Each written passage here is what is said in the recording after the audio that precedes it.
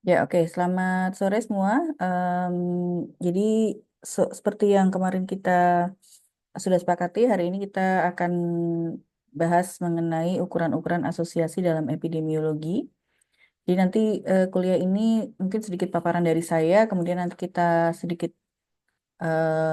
latihan dan juga kalau adik-adik ada pertanyaan, silakan langsung disampaikan saja ya. Kita pastikan bahwa di akhir kuliah ini semua bisa melakukan penghitungan ukuran asosiasi dalam epidemiologi, kemudian menginterpretasikan maknanya dan apa namanya menyimpulkan apa artinya interpretasinya.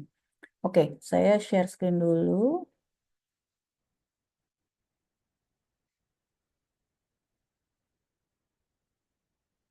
Oke, udah ya. Bentar. Ya, jadi seperti yang saya sampaikan di kuliah sebelumnya, dalam epidemiologi itu kita sangat berkepentingan dalam menegakkan atau menyimpulkan adanya hubungan sebab, sebab dan akibat. Nah, hubungan sebab akibat antara apa dan apa, yaitu antara exposure dan outcome. Jadi exposure itu adalah faktor resiko atau atau apa namanya faktor-faktor yang dicurigai mempengaruhi kejadian suatu penyakit, sedangkan outcome-nya adalah penyakit itu sendiri. Nah, di dalam epidemiologi karena sifatnya sangat kuantitatif ya, kita nggak bisa menyimpulkan apapun dalam epidemiologi tanpa ada parameter angka. Jadi hubungan sebab akibat pun akan diekspresikan dalam bentuk angka yang nanti kita lihat bersama. Nah, jadi ini beberapa parameter yang menunjukkan adanya perbandingan risiko atau measure of effect atau kalau di paper-paper itu effect measures. Jadi yang bisa dihitung antara lain ada yang disebut absolute risk. Jadi ini absolute risk ini menghitung apa namanya insidensi pada kelompok yang terekspos dikurangi kelompok maaf ini adalah insidensi pada kelompok yang terekspos. Jadi kita sebut absolute risk. Nah, sedangkan attributable risk adalah insidensi penyakit yang memang disebabkan oleh exposure. Jadi ini kita mengurangi insidensi pada kelompok yang terekspos dikurangi kelompok yang tidak terekspos. Istilahnya attributable risk atau risk difference. Jadi kita bisa melihat, oh insidensi penyakit pada kelompok yang terekspos adalah sekian, kemudian dikurangi kelompok yang tidak terekspos sehingga kita bisa menghitung berapa selisih risikonya. Nah, kemudian yang lebih sering dipakai itu relative risk atau risk ratio. Kenapa disebut ratio? Karena kita membandingkan antara angka yang di atas dan angka yang di bawah. Jadi bentuknya adalah rasio itu kita membandingkan insidensi pada kelompok yang terekspos dibagi kelompok yang tidak terekspos. Kalau attributable risk tadi adalah apa namanya selisih risiko, tapi kalau relative risk itu adalah rasio. Jadi A dibagi B. Nah, kemudian population attributable risk itu adalah attributable risk yang dikalikan apa namanya populasi. Nah, jadi attributable risk tadi em, berapa persen suatu kasus kasus suatu penyakit itu dapat dikaitkan dengan paparan terhadap faktor risiko. Jadi rumusnya sederhana, tingkat kejadian atau incidence rate pada kelompok yang terpapar dikurangi tingkat kejadian pada kelompok yang tidak terpapar. Jadi kita harus punya data berapa yang insidensi pada yang terpapar dan berapa insidensi yang tidak terpapar. Nah, ini salah satu contoh kita bisa hitung bersama. Nanti mungkin 1-2 menit karena ini mudah ya. Jadi mungkin Asma bisa baca pelan-pelan kasusnya. Baik, dokter. Ya. Di sebuah komunitas yang terpapar tingkat populasi udara tinggi dari Polusi. aktivitas industri di sekitarnya. Para peneliti menemukan bahwa dari 500 penduduk yang tinggal di daerah dengan tingkat populasi tinggi, 150 mengalami penyakit pernapasan dibandingkan dengan hanya 10 dari 500 penduduk di daerah dengan tingkat populasi lebih rendah. 50 dari 500 dan Penduduk di ya, daerah dengan tingkat populasi ya, lebih rendah. ya. Oke, terus pertanyaannya, Pertanyaan nomor satu, attributable hmm, dari penyakit pernapasan yang terkait dengan paparan di populasi udara tinggi di komunitas ini. ya, Dua, interpretasikan nilai resiko yang dapat diatribusikan yang telah dihitung. ya. Apa implikasinya dengan intervensi kesehatan masyarakat dan kebijakan untuk mengurangi beban penyakit pernapasan di komunitas tersebut? Ya, oke. Sip. Silakan mungkin 1-2 menit kita coba hitung. Jadi yang pertama hitung insidensi pada kelompok yang terekspos. Exposure-nya apa kalau ini, Talita? Benar ya, ada yang namanya Talita ya. Talita?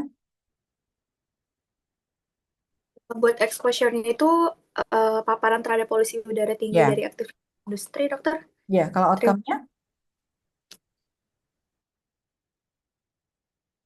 outcome-nya penyakitnya berarti?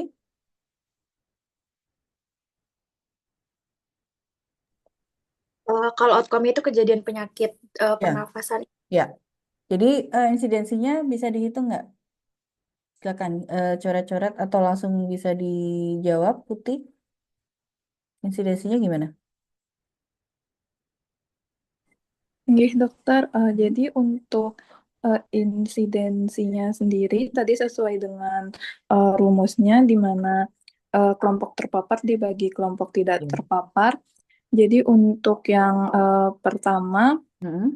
insidensi pada kelompok terpaparnya itu Hmm. 150 Ya, per 500. Lalu betul. didapatkan hasil di sini 30%. 0,30 atau Ya, berarti 30%. oke. Lalu untuk yang kelompok tidak terpaparnya tadi, kelompok tidak terpapar 50 per 500, di sini Mm-mm. didapatkan hasil 0,10 atau Ya, 10%. ya. Berarti Sehingga attributable-nya, untuk atribut rate-nya sendiri berarti hmm, 0,30 di eh, mm-mm. kurang 0,10, sedangkan 0,20. Ya, betul. Ya, jadi betul sekali. Ada yang mungkin berbeda angkanya?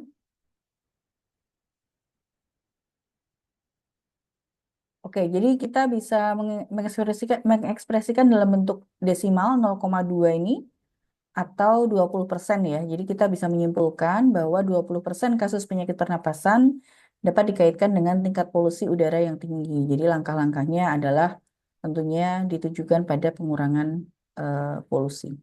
Sorry, koneksi saya putus-putus kah? Misalnya pakai WiFi kampus. Oke, nah population attributable risk. Jadi untuk population attributable risk ini, kalau tadi kan kita hanya pada kelompok-kelompok kecil ya. Kalau population attributable risk itu kita mengkaitkan dengan prevalensi di populasi. Jadi teman-teman harus punya data tadi attributable risk-nya berapa, kemudian prevalensi faktor resikonya di dalam populasi. Nah ini rumusnya sederhana sebenarnya, tapi yang harus dicermati adalah mana attributable risk dan mana yang data prevalensi. Nah, ini. Eh, Coba siapa yang bisa membaca? Nadia, silakan. Baik dokter, Pelan-pelan. jadi Mm-mm. di sini ada ilustrasi kasus di sebuah wilayah dengan prevalensi obesitas yang tinggi. Para peneliti melakukan studi untuk menyelidiki hubungan antara asupan makanan cepat saji dan obesitas. Ditemukan prevalensi obesitas di antara individu yang mengkonsumsi makanan cepat saji adalah 30%, sedangkan di antara individu yang tidak mengkonsumsi makanan cepat saji adalah 10%. Selain itu, prevalensi konsumsi makanan cepat saji di kota tersebut ditemukan sebesar 50%. Oke. Soal yang pertama, hitung population attributable risk atau PAR dari obesitas yang berhubungan dengan konsumsi makanan cepat saji di wilayah tersebut. Ya. Kemudian telah dihitung dan jelaskan implikasinya untuk intervensi kesehatan masyarakat untuk beban obesitas tipe 2 di wilayah tersebut.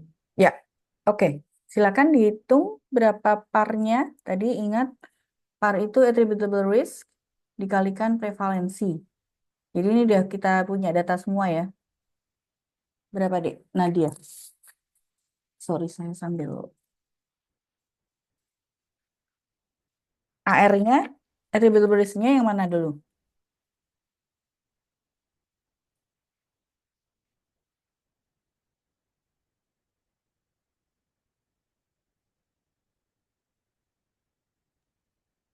Attributable risk-nya itu yang 30%, dokter.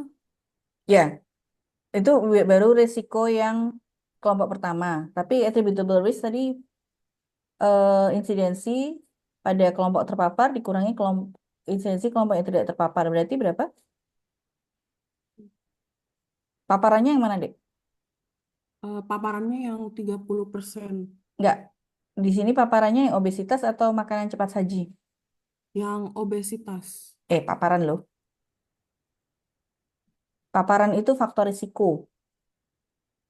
Kalau outcome itu penyakitnya. Berarti yang mana Berarti yang faktor yang paparan? mengkonsumsi makanan Ya, cepat saji. konsumsi makanan cepat saji adalah faktor risikonya.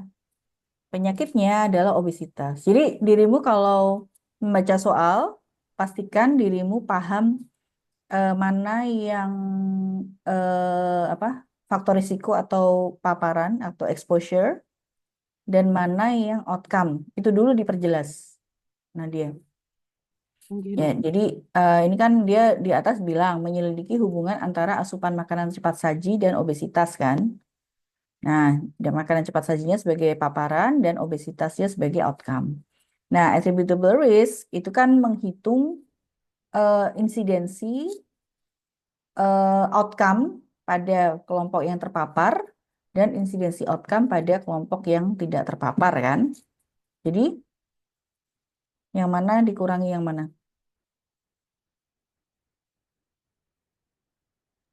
Berarti yang 50%. Yang 50% abaikan dulu. Itu yang di populasi. Lihat dulu yang dua kelompok ini loh, Dek. Kelompok pertama yang mana? Yang 10%, dokter. Kelompok pertama dulu. Kelompok yang terpapar yang mana? 30%. Nah, kan jelas ini. Individu yang mengkonsumsi makanan cepat saji. Berarti kan mereka kelompok terpapar kan? Enggak, dokter. Ya, kelompok yang tidak terpapar yang 10%. ya, yang tidak mengkonsumsi makanan cepat saji. Jadi pada yang mengkonsumsi makanan cepat saji, mereka lebih gendut-gendut nih, obesitas. Nah, pada yang tidak mengkonsumsi makanan cepat saji, obesitasnya lebih rendah, 10%. Jadi selisihnya berapa? Selisihnya 0,2, dokter. Ya, 0,2. Kemudian kalau mau par, population attributable risk, berarti dikalikan yang mana? Kan Berarti rumusnya par adalah AR kali prevalensi exposure di populasi. Jadi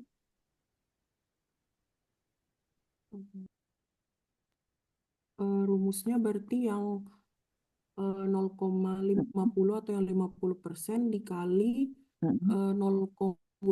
ya, jadi yang 0,2 tadi yang AR, itu kan kamu udah dapat 0,2 dikalikan prevalensi konsumsi makanan cepat sajinya sebagai prevalensi faktor risiko di populasi, itu 50%.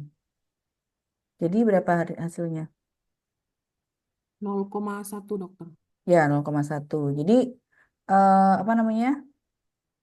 0,1 atau 10% ya. Jadi kita bisa menyimpulkan bahwa kasus obesitas pada populasi itu 10%-nya bisa dikaitkan dengan konsumsi makanan cepat saji. Karena kita bisa melihat ternyata selisih insidensinya ini kalau dikalikan prevalensi faktor risiko ternyata 10%.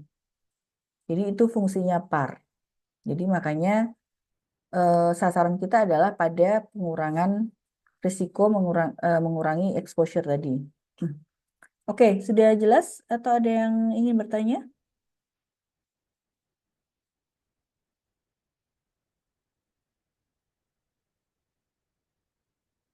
Belum ada? Oke. Nah, sekarang kita lanjut ke risk ratio atau relative risk. Relative risk itu adalah tadi kalau attributable risk kan kita kurangkan. Nah, kalau risk ratio itu kita menghitung rasio. Rasio itu A dibagi B. Jadi dua angka yang berbeda dan tidak apa namanya A bukan bagian dari B, B bukan dari bagian dari A. Jadi kita menghitung resiko terjadinya suatu penyakit di kelompok A atau yang terekspos dibagi resiko terjadinya suatu penyakit di kelompok B atau yang tidak terekspos. Nah, resiko cara menghitungnya gimana, Dok? Nah, resiko itu adalah angka insidensi sebenarnya. Jadi incidence rate itu kan sebenarnya adalah menghitung risiko. Jadi teman-teman perlu menguasai ini two by two table ini. Mana yang kolom exposure dan mana yang kolom outcome.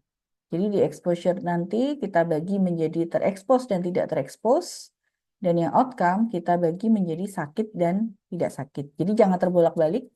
Jadi two by two table-nya ini harus apa namanya harus benar. Jadi kalau ketika kalian mempelajari suatu skenario harus pelan-pelan tapi jelas mana yang terekspos dan sakit, mana yang tidak terekspos sakit, mana yang terekspos tidak sakit, dan mana yang tidak terekspos dan tidak sakit. Dan dari situ kita bisa menurunkan angka risk ratio atau relative risk dengan cara apa namanya membandingkan incidence rate antara yang terekspos dan tidak terekspos. Oke, sampai sini ada pertanyaan mungkin?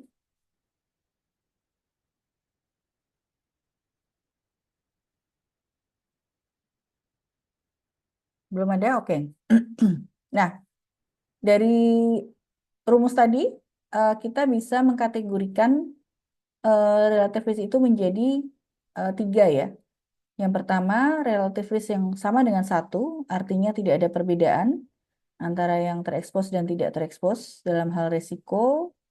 Kemudian lebih dari 1, jadi resiko outcome-nya lebih tinggi antara yang terekspos dibandingkan pada yang tidak terekspos. Dan jadi disebut juga positif ya, hubungan positif. Jadi makin tinggi relative risk, makin kuat apa namanya resikonya. Kemudian kurang dari 1. Nah, jadi makin dekat dengan 1, itu berarti hubungannya makin lemah. Nah, jangan lupa kemarin kita sempat membahas ya jenis-jenis apa penelitian. Jadi risk ratio atau relative risk ini hanya bisa didapat dari penelitian cohort. Kenapa kira-kira? Kenapa hanya bisa didapat dari penelitian cohort? Konita?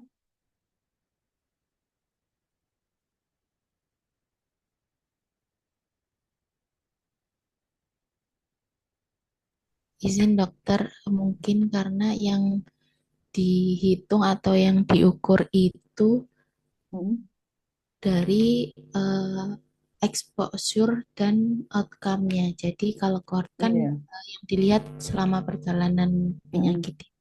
Ya, karena kita mengikuti orang-orang itu dari sejak dia belum sakit sampai menjadi sakit. Jadi kita bisa menghitung incidence. Kan kalau relative risk ini kita menghitung insidensi dibanding insidensi kan, insidensi terekspos tidak dibanding tidak terekspos. Dan itu nggak bisa didapat dari jenis penelitian yang lain, hanya bisa penelitian cohort. Oke. Nah, ini contoh skenario tentang kesimpulan dari suatu penelitian. Bisa dibaca mungkin Konita, pelan-pelan. Baik, dokter. Ditemukan sebanyak 37 studi mengenai diabetes tipe 2 dan penyakit jantung koroner fatal pada total 447 0,064 pasien. Tingkat kejadian penyakit jantung koroner yang fatal lebih tinggi pada pasien dengan diabetes dibandingkan dengan mereka yang tidak memiliki diabetes. Ya. Secara keseluruhan, relatif risk penyakit jantung koroner fatal pada pasien dengan diabetes dibandingkan dengan yang tidak memiliki diabetes pada wanita adalah 3,5 dengan confidence CI-nya 95%, 2,7 sampai Ya. 4,3 dan pada pria adalah 2,06. Ya. Lalu relatif risk wanita dibandingkan pria berdasarkan 29 studi dengan estimasi yang telah disesuaikan secara lebih luas adalah 1,46 dengan 95% CI 1,14 sampai 1,88. Ya. Jadi ini mungkin memang sedikit kompleks ya, karena dia punya apa namanya beberapa paparan, yaitu jenis kelamin dan apalagi paparan yang dilihat dalam penelitian ini. Nada, outcome-nya yang Izin mana? Hmm. outcome-nya itu yang penyakit jantung Mm-mm. koroner yang fatal. Ya, betul. Kemudian selain jenis kelamin juga ada exposure dari diabetesnya, dokter. Ya, betul. Jadi kalau di paragraf kedua ini, dia bilang relative risk penyakit jantung koroner fatal pada kelompok pasien dengan diabetes dibandingkan dengan yang tidak diabetes tidak memiliki diabetes pada wanita. Jadi dia masih menstratifikasi ya antara yang diabetes dan tidak diabetes dan antara wanita dan pria.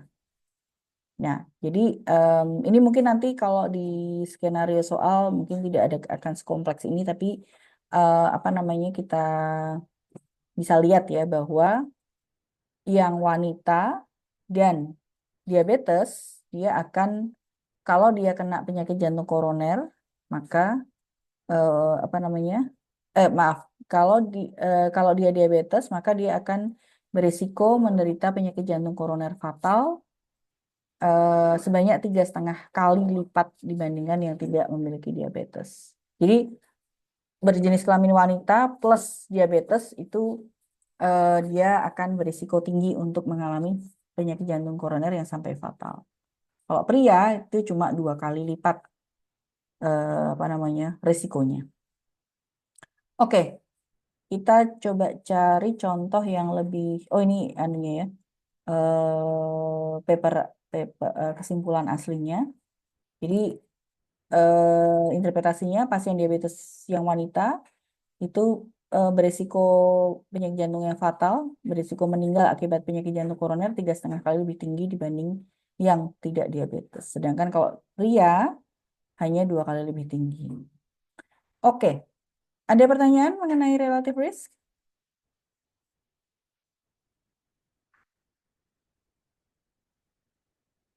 Ada yang masih bingung mungkin menyimpulkannya?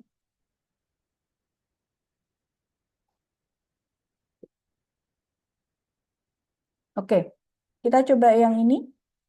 Silakan coret-coret coba choosable. Hati-hati mana yang exposure, mana yang outcome. Kemudian silakan dihitung relative risk-nya.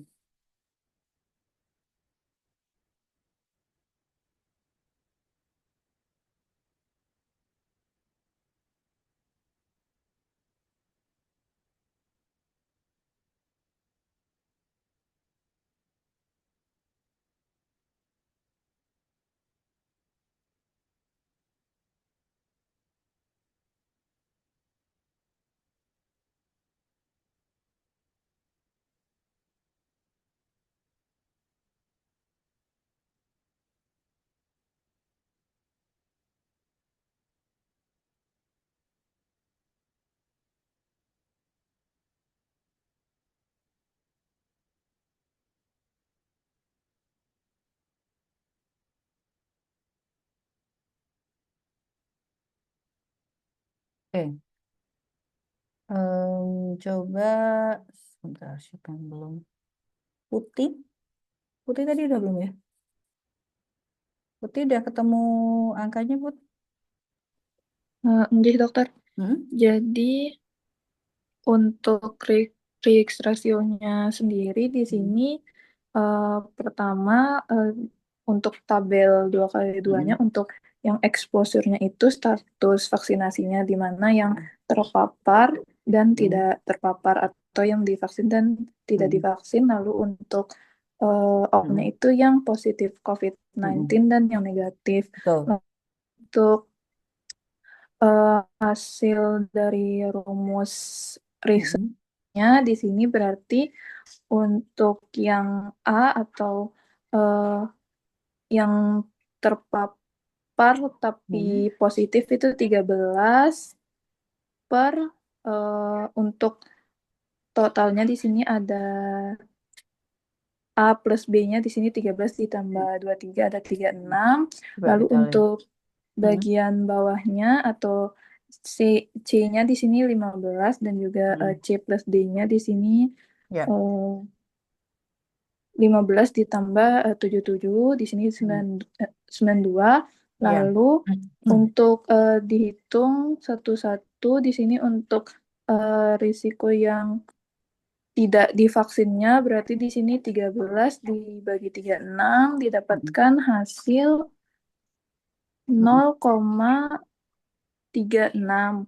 Lalu untuk yang risiko divaksinnya 15 per 92 di sini untuk hasilnya 0,16. Lalu untuk risk rasionya berarti di sini 0,36 per 0,16. Oke, berapa? Di sini 2,22 hasilnya. Oh, oke. Agak berbeda dengan coba nggak apa.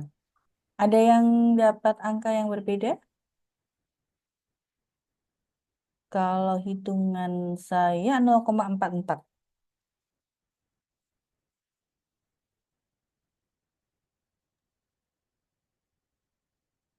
Ada yang berbeda? Saya juga 0,44, dokter. Oh, oke. Mungkin di nada mungkin ada kekeliruan di ini penempatan jumlah-jumlahnya mungkin deh. Jadi yang divaksin dan COVID itu kan 15, benar ya? Kemudian tidak divaksin tapi kena COVID 13. Kemudian divaksin dan tidak COVID itu 77. Dan tidak divaksin tidak COVID itu 23. Jadi insidence apa? Relative risk-nya 15 bagi 92 dibagi 13 dibagi 36. Jadi hasilnya 0,44. Ada yang sama selain tadi? Atau ada yang berbeda?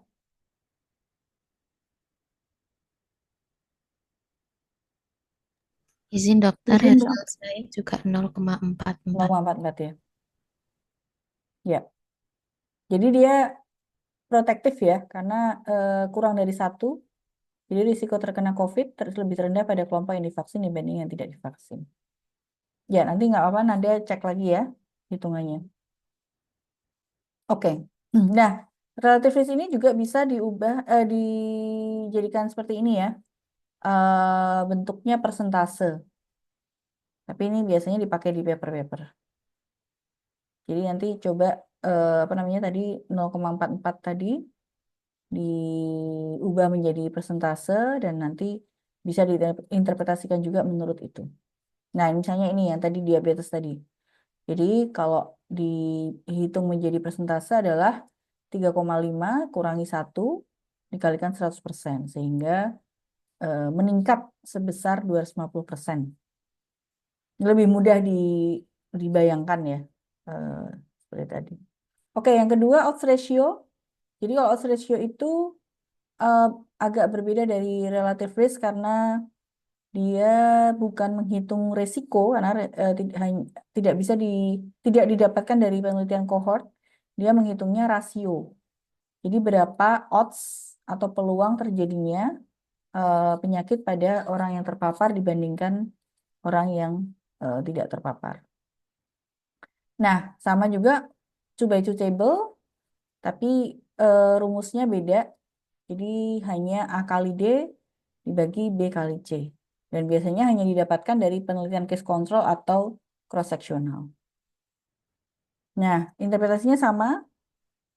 OR lebih dari 1 berarti odds atau peluang punya faktor risiko pada orang yang dengan outcome itu lebih tinggi dan terusnya. Silakan nanti dicermati lagi.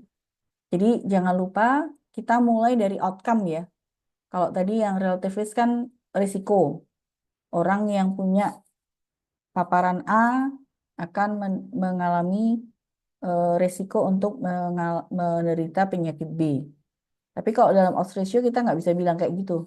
Kita hanya bilangnya terbalik. Jadi orang yang penyakit B punya peluang bahwa dia punya riwayat faktor risiko A. Jadi hati-hati nanti di dalam skenario juga kadang-kadang kita membuat interpretasi yang mirip tapi sebenarnya hanya satu yang cocok untuk odds ratio. Oke, nah ini jadi kalau melihat angka-angka jangan keder dulu. Biasanya kalau lihat angka udah pusing gitu kan. Tapi kalau teman-teman cermati itu akan jelas sekali. Yang pertama, cermati mana yang outcome, mana yang paparan ya. Jadi kemudian lihat odds ratio-nya, mana yang signifikan dulu. Jadi jangan langsung melihat OR-nya saja, tapi yang pertama dilihat itu signifikansinya, 95% confidence intervalnya ini. Jadi kalau confidence intervalnya tidak mencakup angka 1, berarti dia signifikan. Kalau dia melewati angka 1, berarti dia tidak signifikan. Jadi ini mana yang signifikan? Coba dilihat. Mana yang melewati angka 1 itu bisa diabaikan ya. Ini ada OR, ada RR. Tapi yang cermati yang OR aja. Mana saja OR yang signifikan? Naura? Izin dokter, kalau yang signifikan yang tidak signifikan atau yang lebih dari 1 itu yang karena pemanis buatan dengan kanker laring itu karena OR-nya 2, karena confidence intervalnya itu Tidak melewati di 1. antara Ya. tidak melewati 1 sehingga signifikan. Kemudian untuk tumor saluran kemih juga signifikan karena tidak melewati angka 1. Kemudian untuk limfoma Hodgkin pada pria, itu yang RR, berarti yang OR. Ya. Untuk yang kanker ovarium, dia signifikan karena confidence intervalnya kurang dari 1, nih dokter, yaitu Yang mana? 0,38 sampai yang kanker ovarium. Kanker ovarium. Ya, dia tidak melewati 1. Jadi dia signifikan. Iya, signifikan gitu Ya, dokter. ya. Jadi pertama yang teman-teman cermati p-value-nya dulu atau confidence intervalnya, kemudian baru lihat ininya ya, OR-nya. Lebih dari 1 atau kurang dari 1. Mungkin ada pertanyaan? Oke, mungkin apa? Bentar. Ya, kita coba ini latihan ini. Mungkin nanti Alivia bisa menjawab.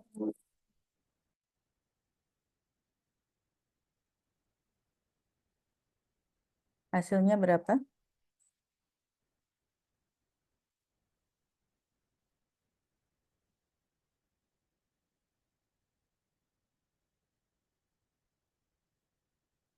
Yang lain bisa coret-coret juga ya.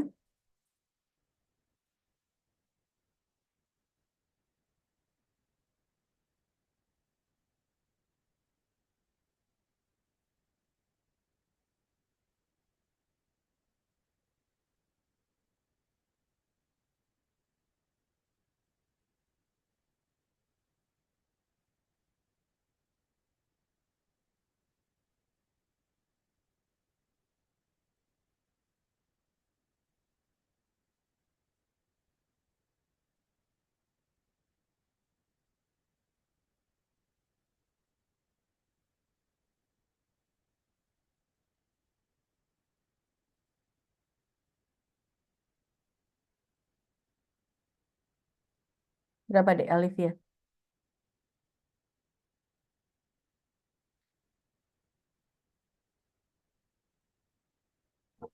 Izin dokter, untuk odds rasionya ini 1,68 dokter. Apakah benar? 1,68.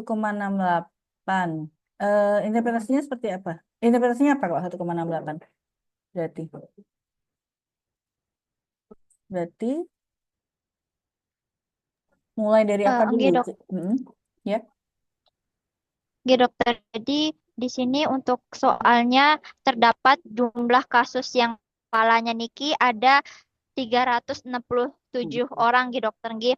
Nah, dari yang 367 ini di sini terdapat 227 yang tidak menggunakan helm yang jadinya kalau misalkan yang tidak pakai helm jadinya yang 367 dikurangi 227. Jadinya hasilnya adalah 140. Nggih. Jadinya eh setelah itu dengan total pengendaranya Niki ada sekitar 5.320 orang yang dimana ada setengahnya menggunakan helm sehingga jadinya untuk yang menggunakan helm karena setengahnya jadinya 2.660 yang tidak menggunakan helm juga sama 2.660 orang. Nggih. Terus jadinya kita bakal menentukan kelompok yang tidak cedera terlebih dahulu nih dokter. Yang jadinya karena total yang tidak memakai helm ada 2.660 dan yang cedera ada 227. Jadi yang tidak cedera itu 2.660 dikurangi 227 jadinya 2.433. Terus kita menghitung yang jadinya selanjutnya Niki kita total yang menggunakan helm yang dimana total menggunakan helm Niki juga sama ada 2.660. Terus yang tidak cederanya tadi ada 140 orang gitu dokter. Jadinya 2.660 dikurangi 140 jadinya 2.520. Lalu kita langsung membuat tabel 2x2-nya Niki dokter. Seperti yang sudah dokter tampilkan di Niki di Zoom. 1,68 ya? Yang dokter? Enggak, tadi angka yang kamu dapat 1,68. Enggak dokter. Sebentar, mungkin hitungan tiang salah mungkin dokter. Oke, ada yang berbeda dengan yang didapat Alivia? Yang dapat 0,59 juga siapa? Izin dokter saya. Ya. 0,59 ya. Oke. Ada lagi yang lain?